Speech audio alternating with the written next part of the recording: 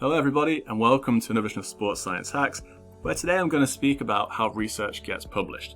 Hopefully as a master's or PhD student taking your first steps into research, this video can add some clarity into the process. Okay, so firstly you've written your paper and now you need to find a journal to go and send it to. You might be asking a question such as, well, which journal does it go to, or what is a journal? So a journal is the company in which your paper is published in. So for example, this paper here was published in Sports Medicine, and the second paper here was published in JSS. And if you go on Google and type in the journal rankings for sports science or whatever your area of interest is, you will find so many different journals. And the reality is, most of them aren't suitable to your topic area. So for example, if you look on the left-hand side here and look at the names of these journals, you can see different keywords like psychology, physiology, things like this. So once you sift through it, you will find more relevant journals you can put your paper in. So next, you found that journal and the paper then goes to the editor. So you fill in some paperwork online, send a Word document version of your paper. The editor is the first person to see it, and they act as a gatekeeper basically with their opinion of whether the paper is good enough to be in their journal.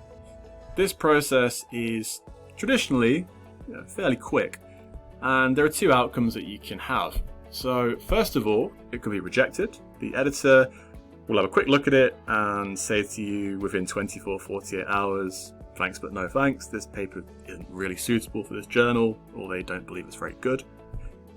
The outcome that you want is the paper is then sent off to the reviewers. So it's worth noting the editor does not review your paper, they are more of a facilitator to get it published. They have quite a tricky job because now, if you get outcome 2, they have to go and find 2 or 3 people to go and review the paper. And this bites you on the arse because if the people that are reviewing it are very slow to respond to the editor, it slows down the process of you finding out how your paper's going. But hopefully, this is quite quick. And the paper's now going to go off to the reviewers. You need a bit of luck though when it comes to reviewers, because if I can give you an example, it's a bit like boxing. Boxing is not very objective, it's very subjective. As a judge, you watch the fight, you have your opinion on how it went, despite statistics on punch output, power, whatever. With research, it's like that. You will get 2 or 3 people that read your paper, they're experts in your field.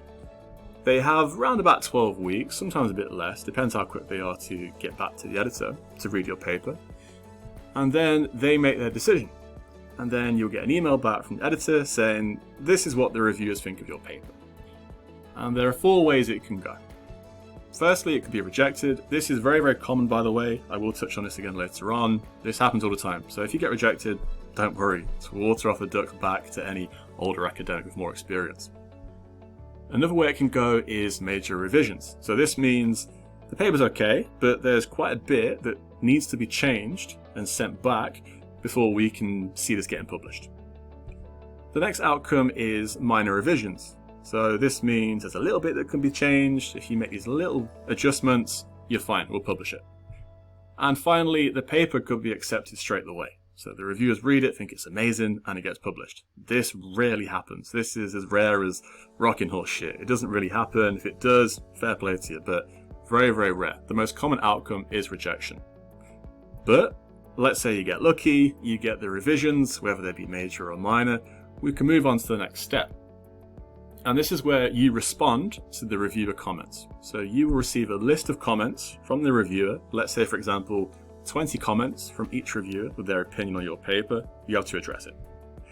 Now this process can vary, and what I mean by that is some comments are okay, they're quite easy to deal with. It's just, well, change the spelling, the grammar's not quite right here, you've missed a word in a sentence, anything like that.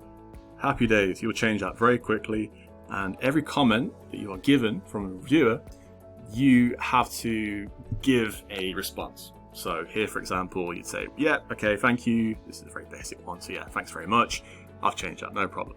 You want as many of these as possible. What you don't want is more probing stuff like this. So you might get major revisions and the comment could be, I like this paper, but your stats are crap. Like, why have you done this test? Why have you done it this way? You should be doing it another way. I suggest you completely change the statistics. We all know that is horrible and takes a long time to do. So you might get stuff like this. And something like this goes back to the boxing analogy. It can be quite subjective. It doesn't necessarily mean you have to change it unless they're really strong on it. So something like this, which is quite subjective, you can say, yeah, thank you. We appreciate your way of looking at this, but in our opinion, we did it this way for this reason. So as long as you can really back it up, don't be afraid to have a very polite debate back. But it can go wrong if you start, how do I put this? If you're a bit aggressive, if you give conflict with the reviewer, it's not going to help your cause. If you have too many arguments with reviewers, it's going to slow down the process of the paper, and it might just get rejected. If you're just driving the reviewer mad by being really stubborn, going through 2 or 3 review processes, it might not get published. So I'll come back to that in a second, but just to summarize this bit very quickly, every comment you get, you have to address it. You can't ignore one because you think, well, I don't know how to answer that, so I'd leave it and hope they just forget. You have to address every comment. You also need to provide detail in your response. If it's very vague and trivial, it slows down the process because the reviewer says, well, you haven't answered that. So 2 months down the line, you get another comment from the reviewer saying, well, we're still not going to publish it yet because you haven't, answered my question. And going back to what I said a minute ago, you want to jump through the right hoops. So anytime there's a spelling error, you've missed a reference, they ask for another paragraph on a certain topic, yeah, just do it. Okay, fair enough, I'm not going to argue that. Yeah, that's fair enough. But stand your corner. There might be certain areas which are more subjective, and you can say very politely, yeah, I see where you're coming from, but we've done it for this reason. That won't always work. Some reviewers are very stubborn, but typically, yeah, if you say it in the right way, then you can get through. Okay, so let's say you've gone through that process now, the reviewers are happy, the paper's been accepted. So you can celebrate, you can relax, and really it's just a sense of relief because it's gone on for ages. It's been 6 months, sometimes longer, which I'll come on to later on. So you get your email from the editor saying, well done, it's been accepted for publication in insert name of the journal here. And then there's little else to do. So finally, the journal company will format your paper. So as I mentioned earlier on, this is how the paper looks when you send it in. It's a Word document version, and it's down to the journal company to make it look like this. So they will send you a copy of this before it's published and just say, can you proofread this? Make sure there are no typos, make sure you're happy with it. If you're happy, please confirm. And there you go. You are published and you have a paper on Google Scholar for everyone to read. Okay, so just some final points about research. The process is slow. I mentioned this earlier. It can take 6 months. You imagine one of the earlier steps where the paper gets rejected by the editor. If that happens 5-6 times, which is very normal by the way, it could take you over a year. It could take 2 years to get a paper published. So it can be quite frustrating. Finding suitable reviewers is a pain. I mentioned that already, but that can slow you down. So you might send a paper in and it could take 4 or 5 months before you actually get any feedback. It's very normal. Yeah, be frustrated, that's absolutely fine. I've been many a time, but it's normal, you're not alone.